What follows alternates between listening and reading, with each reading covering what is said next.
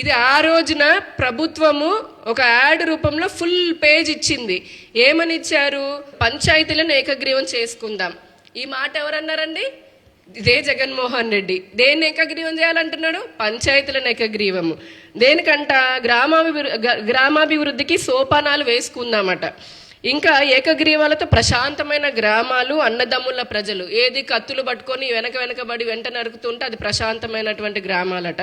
ఏకగ్రీవాలంటే ఎన్నికల ప్రక్రియలో పరిపూర్ణ మద్దతుకి నిదర్శనం అంట. అమ్మా, ఇంత తెలుగు, అసలు ఇంత భాష, ఇన్ని పదాలు, అవన్నీ చూస్తుంటే చిన్నపిల్లలు ఎవరైనా ఉంటే నిజమేనేమో అనుకుంటారు.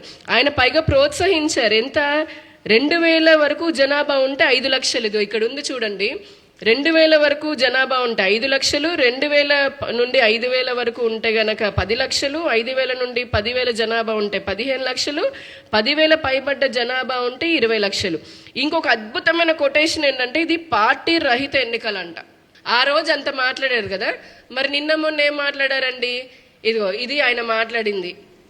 ఏకగ్రీవం చేస్తే వాళ్ళ ఇన్ఛార్జ్కి టికెట్ కూడా ఇవ్వను అని. ఇప్పుడు చెప్పండి మరి ఈ ద్వంద్వ వైఖరి ఏంటి?